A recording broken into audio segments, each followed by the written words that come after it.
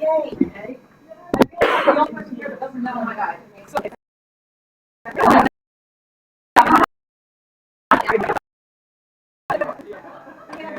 longest, which has only been a little bit. No, I haven't asked already. Oh. When you're here, this is all my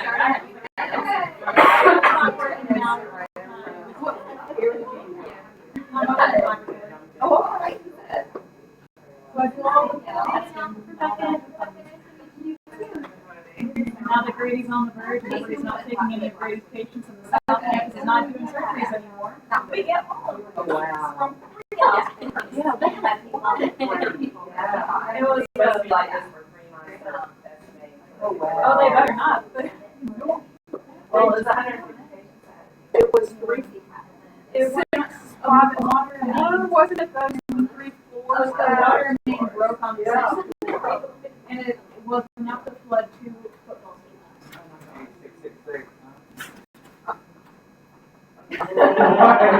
Why? Boo! Why? Boo! Hey, look off. Bad energy. Get out of here, you're fired. Come home. Reiki. That's exactly how You know what right there is? I will think about it. No, that's not good.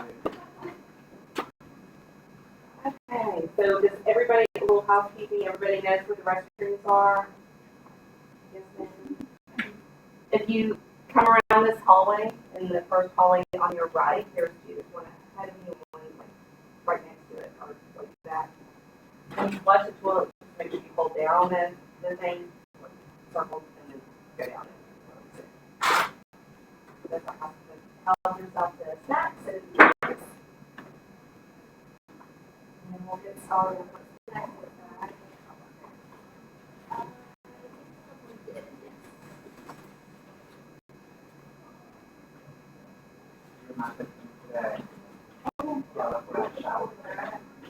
I'm the victim. I don't mind. No. I'm up for whatever. No.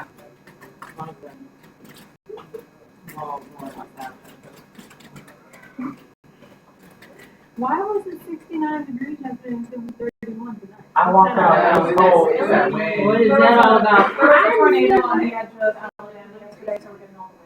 That's what I figured. I was like, it's way too, yesterday, I was like, it's way too warm. I had to take my sweatshirt off. See, Dorothy Soto. It's gonna rain. I was like, it's gonna rain. I didn't do it. And then for today, this morning, I was around like, now it's gonna be cold. That's the pattern. Or you can sit in one of the Where you get all the seasons in one day. That is the pattern. Definitely do. 70 degrees one day, 32 degrees the That's next. great. So I always just do layers. Bunch of layers. In this space. In space is the purpose. Yeah.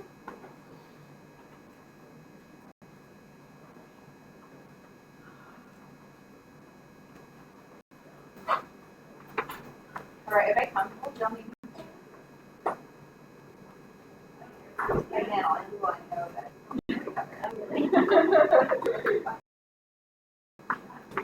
Okay. Nice little group.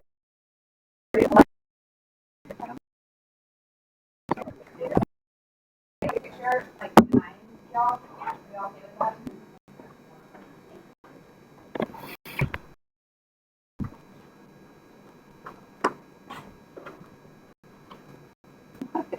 Oh, is she? Oh, oh, okay. Okay. All right. Matthew, I'm the chapter leader of the North Georgia American Holistic Nurses Association. So I'm just going to go over some general house things. Who found us on Eventbrite? Anyone?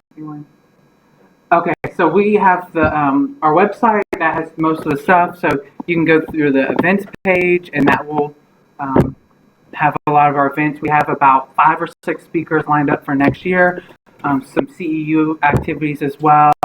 And then after this meeting, you'll get a survey kind of asking for what other things y'all want and things like that. So We also have kind of a raffle back there as well to help fundraise for other activities. My main goal is also have like meet and greets where we can just have like self-care days. Self-care. That's the number one reason I started this chapter.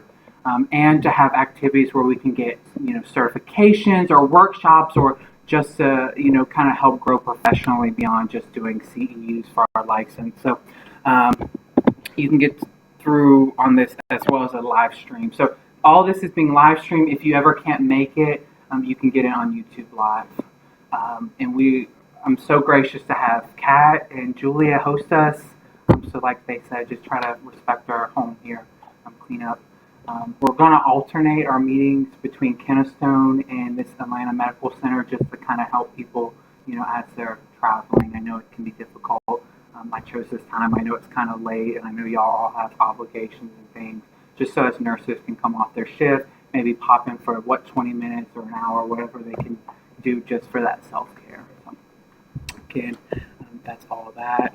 You'll get emails about our events as well. So I'm going to just pass over to Julia Spinolo. It sounds like a lot of y'all know Julia, but she's Reiki Master. She's the Integrative Health educator here, and she's going to talk about intuitive coaching, intuition, healthcare, and empaths. So how do we kind of nurture ourselves with that? So I'm going to pass it along to her. Yay.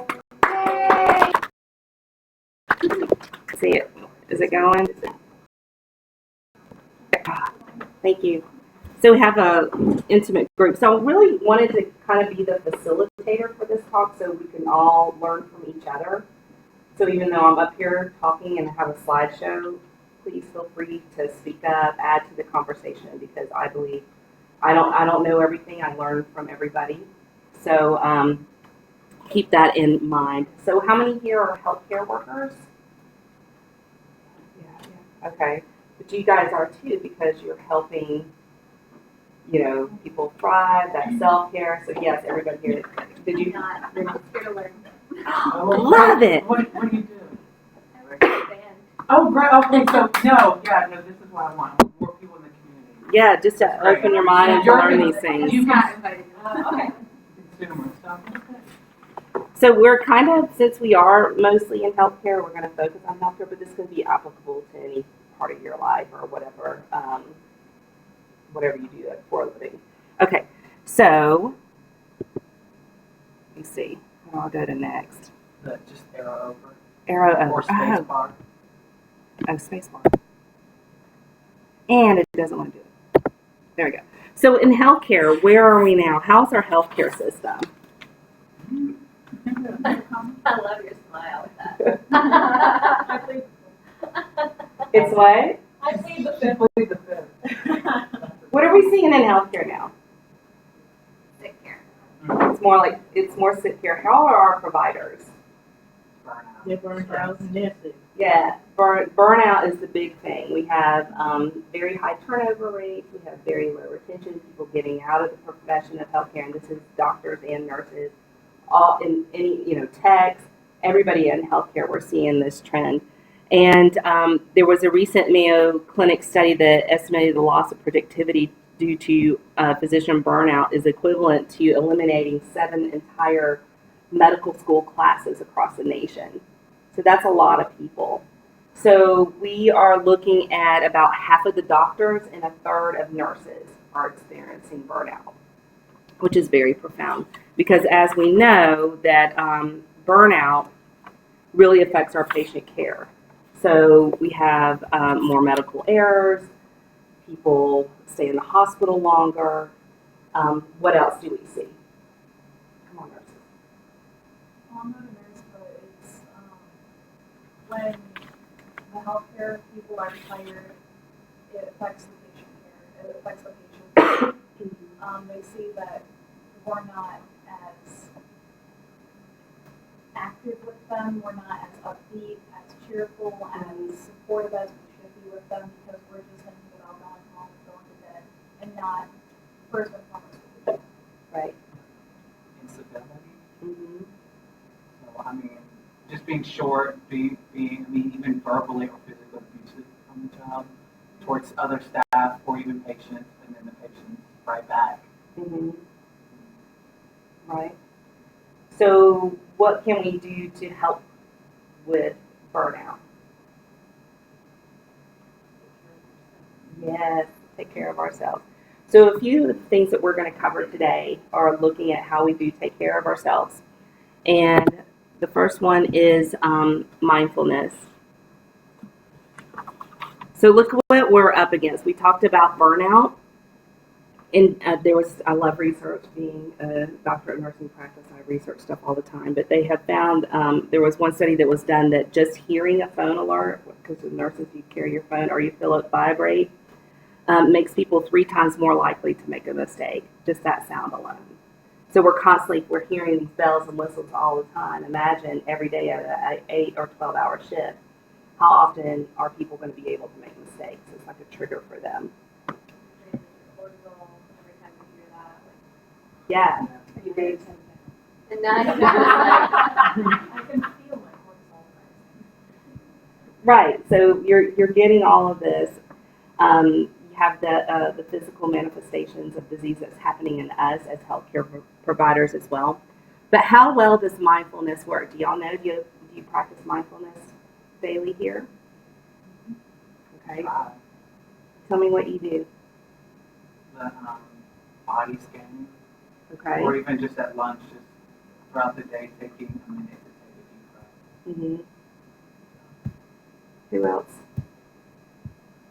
Deep breathing, exercises, just trying to clear my mind. Sometimes I do guided imagery. Mm-hmm. Try to put myself in a great place like the beach. Right. Go to the beach. Go to your favorite place. So when we're talking about mindfulness, does that mean that we are getting out of our mind? Well, I was going to say I do thought downloads. Okay, good. Describe to us what that is. So for me and my practice as a life coach, I'm trying to get out of my head and get it onto paper so that I can evaluate the thoughts that I'm having about a circumstance or situation. So I can see the truth of it and not be judgmental. That's great. And actually, that's an excellent segue into this. Mindfulness and self-compassion. And then there are, excuse me, I have my notes here. And I have a little bit of a cold, so I'm not as 100%. Kat's been taking care of me today as a mom. So she is an excellent nurse. So there are three theoretical facets of self-compassion, and it's represented by 3 comparisons here. So it's self-kindness versus self-judgment. Have any of y'all, Kat and I are big advocates for the book Kristen Neff of Self-Compassion. Have you heard about that? Yeah. Yeah, it is an excellent book to show how to love ourselves. Because if we think about our self-talk and how we really talk to ourselves, if we make a mistake, you're like, oh man, you're so stupid, why would you do? Would you talk to yourself as you would a friend? You're like, gosh, no. So why are we talking to ourselves like that? Also, common humanity versus isolation. How many of y'all go in your hole and hide out when something happens? I do. Totally. So getting into that oneness, have you heard that we're getting into a collective consciousness of healing, but reaching out like, oh, nobody understands where I'm coming from, when actually everybody does. And we try to shield ourselves, so really looking at the difference between two, what is most beneficial.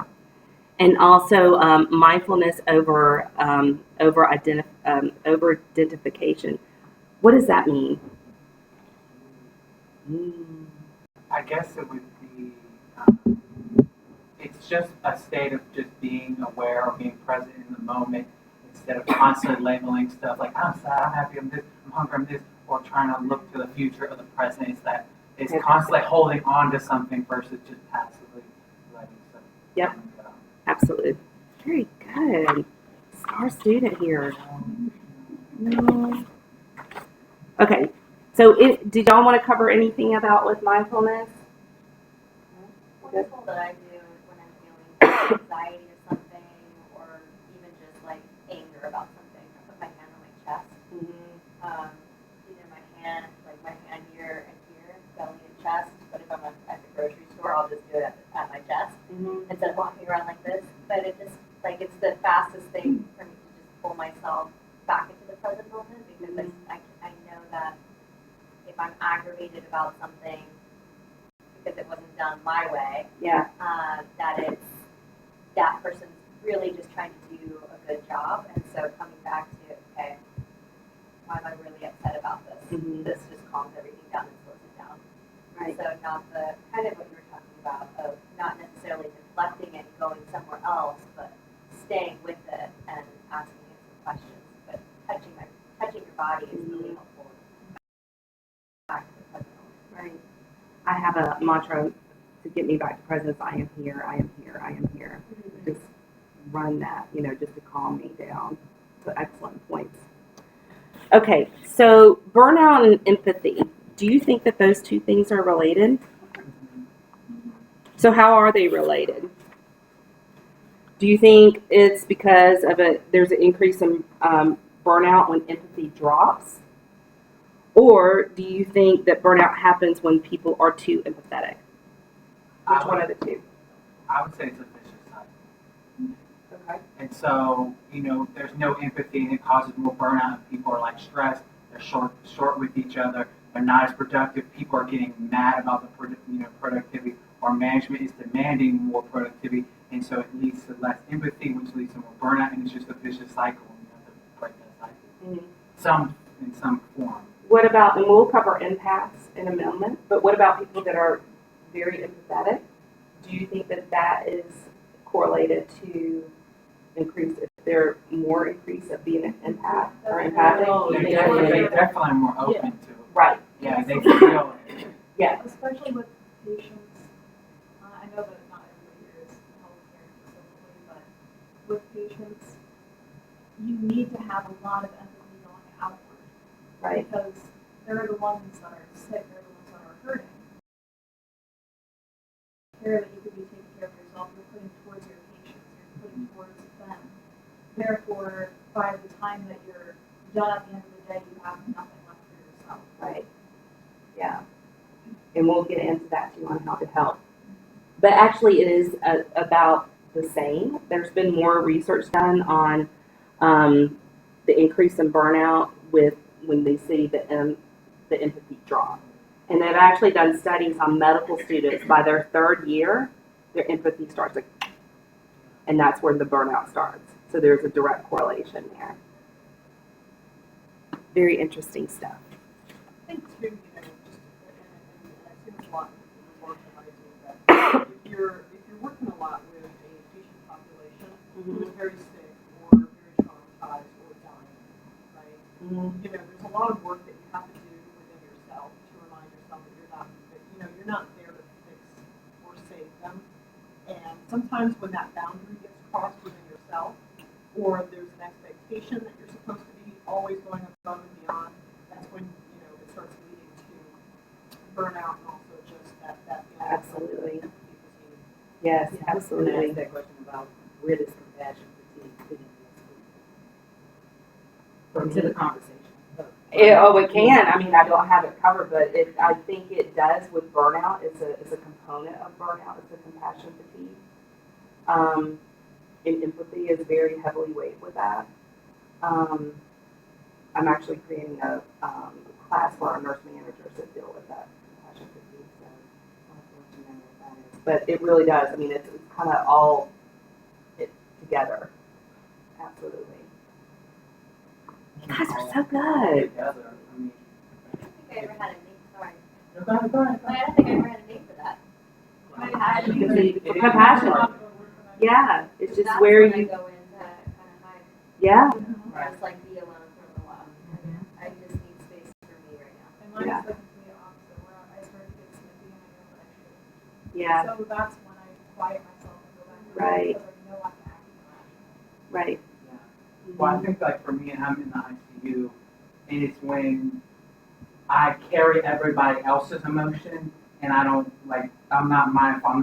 I don't say that is their energy and this is my energy, and I need to kind of find that boundary. I just carry their negative and that depth, and it just builds up until it just explodes, or it gets dumped on someone else that probably shouldn't got that energy. That's what And I think that's what compassion is, not being able to be authentically present, like authentically me with that patient so they can be authentically themselves.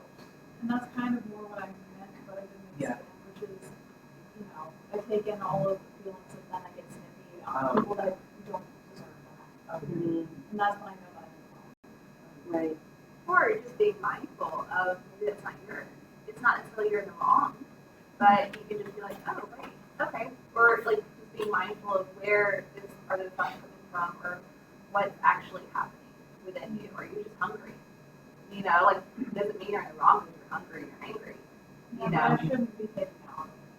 I've heard this technique. I thought this was hilarious. My mom was having difficulty, and her coworker said, "Put Renee in the drawer."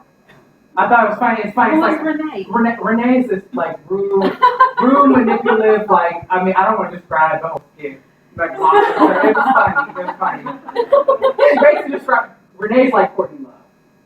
She should okay, but anyway, her coworker, she said, "Put Renee in the drawer." Just So you give her a name away. to her. Yeah, no, her name is Renee.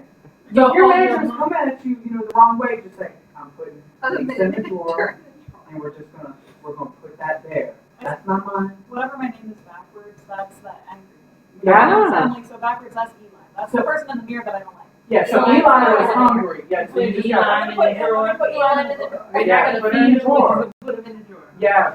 We're not dealing with that. That's funny. Hold on. Okay, I'm gonna go like very slightly off topic, but on topic. You know those old McDonald's Happy Meals where you click it, it's a happy face and you click it against every face? Yeah. That's Emily and Eli. Yeah. Just flipping back to that. So now I'm gonna put Eli in the drawer. Okay. That's funny. You're gonna keep that. I'm gonna let her Renee day. is a- It's okay. I'm loving the conversation. Sorry. It's great. I mean, So- I don't even know Renee, but that's gonna be the name. Put Renee in the drawer. Renee is the drawer. Renee's in the drawer. So I now don't know you- it. Okay. Good. Okay. No. So Matthew kind of touched on what is it to be an empath. How many of y'all know what being an empath is? Oh, we got somebody coming in. I'm very new to all of this, so I- Okay, that's okay. That's why you're here. Those of you that know what it is, how many of you identify as an empath? Yeah. Okay. So what is an empath? It's where you're feeling other people's feelings, basically. It's like you walk into a room and the patient's anxious and the family is anxious. Hey, Dr. Odo, thanks for coming. If you want to sit here on the steps or come on. Get in the love. This is Dr. Thomas Odo. Fabulous. But it's feeling those things. We're like sponges. We're absorbing everybody else's energy and their emotions. So when we talk about being empathic, it's kind of hard to distinguish is what is this that I'm feeling? Is it what I'm picking up from you or is it actually me? And it could be really tricky on distinguishing those. So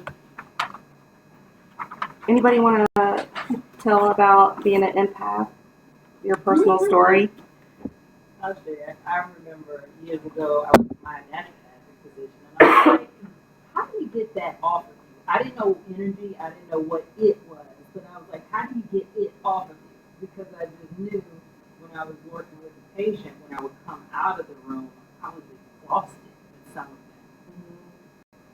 them. And it wasn't really, I never got an answer, a good answer to him until I learned, you put it so eloquently, Matthew, about this is theirs and that is mine. Mm-hmm. And so it really is this sense of you can go into, and we go into so many rooms, that there is something, some kind of energy on you or with you when you leave until or unless you know how to set your boundaries and reset. Very good. So how did you distinguish between what is yours and what is not yours? I think it was from learning some coaching tools that I learned about the thought model and understanding for every circumstance or situation that happens, we have a thought or opinion about it. And so once I could get clear about my own thoughts and opinions about what was happening around me, then I could see a person running a story, Yeah. if you will.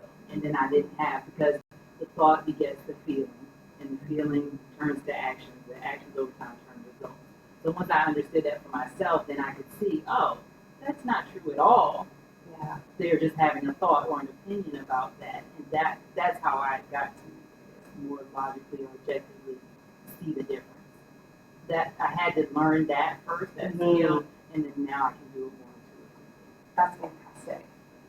Yes, ma'am. Do you find it's still like a process, like you still have to keep working on it? Yeah, like taking back. Yeah, you gotta do it. I gotta clean the brain every so often. It's gonna start to think up there. Now, when I've met empaths where they told me about that feeling, I hear a lot. I hear the energy drain, but do you find situations where it's very positive or it helps you? Oh, 100%.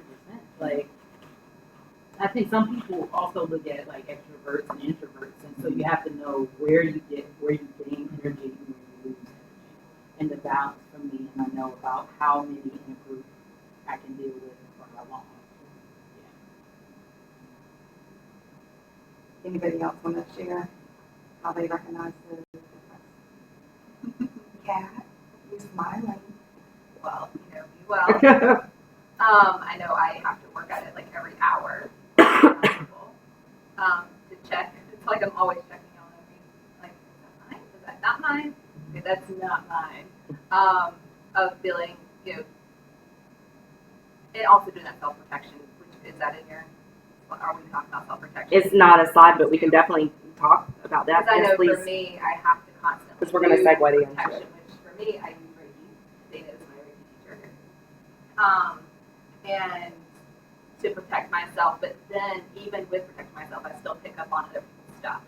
And I feel it, and then it's like, wait a second, that's not me. Like, that's not at all me.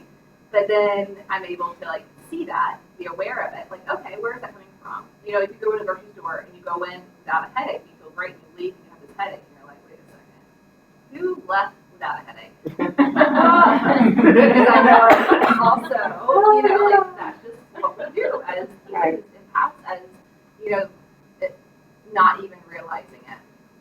But, Yeah. Yeah. So something to check off or to say, okay, am I empathic or not, is you struggle with boundaries big time.